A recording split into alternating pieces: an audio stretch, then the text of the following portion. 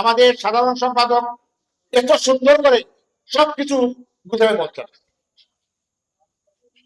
এই দক্ষিণ ছাতক উপজেলা বাস্তবায়ন করার জন্য ওরা বলতেছে 60 থেকে 70 বছর এটা হবে।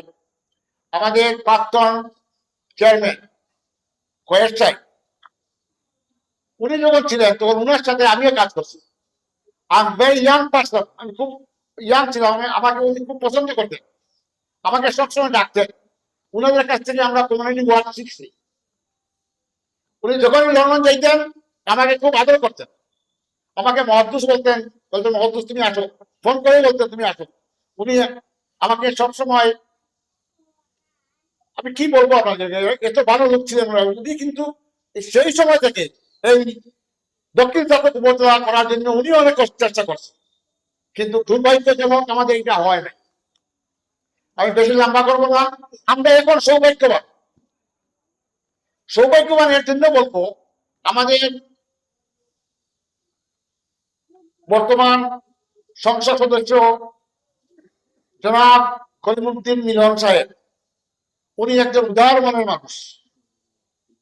আমার ওনার সাথে পরিচয় ছিলই না, একটু পরিচয় ছিল না ইলেকশনের আগে। উনি হয়তো আমাকে চিনতেন, উনি বলছেন আমার নাম শুনতেন, চিনতেন, কিন্তু আমিও ওনার সাথে সামনাসামনি একটা দিন দেখা হয়।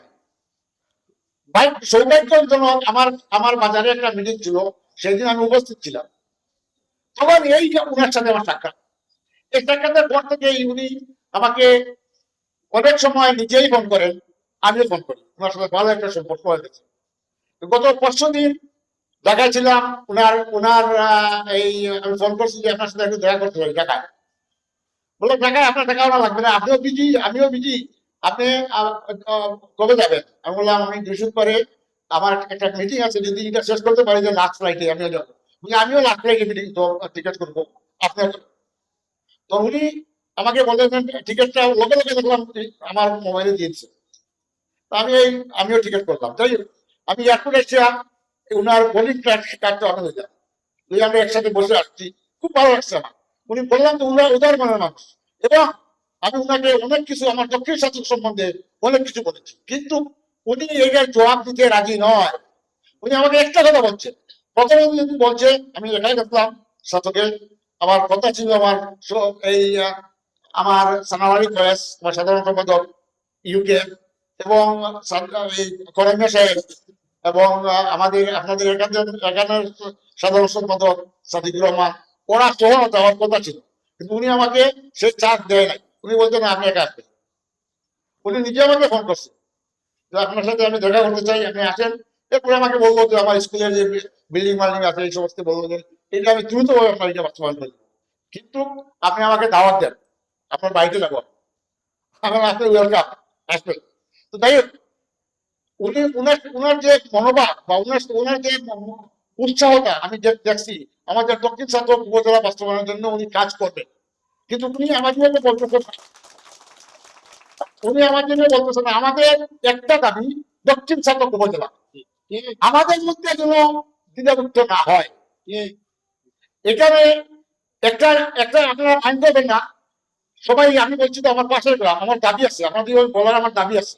এখানে এই যে একটা কথা আপনারা মাইন্ডে ওয়াইড করতে হবে, যে কোনো জিনিস আপনার যদি আমরা মাইন্ডকে বড় না করেন তা আপনি বড় হইতে পারবেন না। আপনি আপনি দেখতে হবে সামান্য জিনিস আপনি করবেন না, সামান্য জিনিস নিয়ে আমরা দায় দেওয়া করি, মানা করি, এগুলো করবেন না করে নিজে নিজেকে উপর দিকে তাকাইবেন যে আমি আমি এটা কি করতেছি। আপনি দাওয়াত দিচ্ছেন একজন একজন আসে নেই, কিন্তু আমি বলবো আপনার আঞ্চলিক কমিটি এটা ভেরি ইম্পর্টেন্ট, এটা বাইক একটা কমিটি। এই কমিটিতে আপনারা কোনো কঞ্জিটি করবেন না। কঞ্জিটি একদিন বললাম প্রত্যেক ঘরে ঘরে একজন নাম দিবেন, প্রত্যেক ঘরে ঘরে একজন নাম দিবেন, তখন আমাদের মধ্যে কোনো দ্বিধাবোধ থাকে না। তখন দেখবেন এখানে যদি আপনি প্রত্যেক ঘরে ঘরে সবাই নাম দিতেন, এই পুষ্টি বাজারে দেখা হইতো না, আমরা গৃহ পুষ্টির মানুষ অনেক কম করে দিতেন। এই কাজটা করবেন, সবাই নাম দিবেন, সবাইকে যুক্ত রাখবেন এবং বুঝাইবেন যে আমরা সবাই জন্য কাজ করতেছি।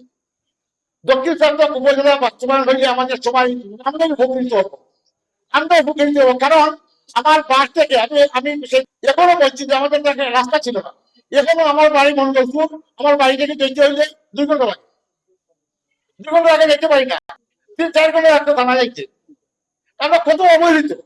আমরা যদি সবাই এক হয়ে কাজ না করি তাহলে এটা বাস্তবায়ন করতে পারবো না। আপনারা সবাই এক থাকবেন, আমি দোয়া করি তোমার কাছে। আমি কয়েকদিন আগে একটা মিটিং করে আসছি আমার যুক্তরাজ্যে। বিশ্বাস করুন, আমরা কেউ থাকে ম্যানচেস্টার, কেউ ম্যানচেস্টার লন্ডন থেকে প্রায় 300 মাইল দূর, নিউ কাসেল 400 মাইল দূর, এইরকম দূর দূরান্ত থেকে লোকজন এসছে।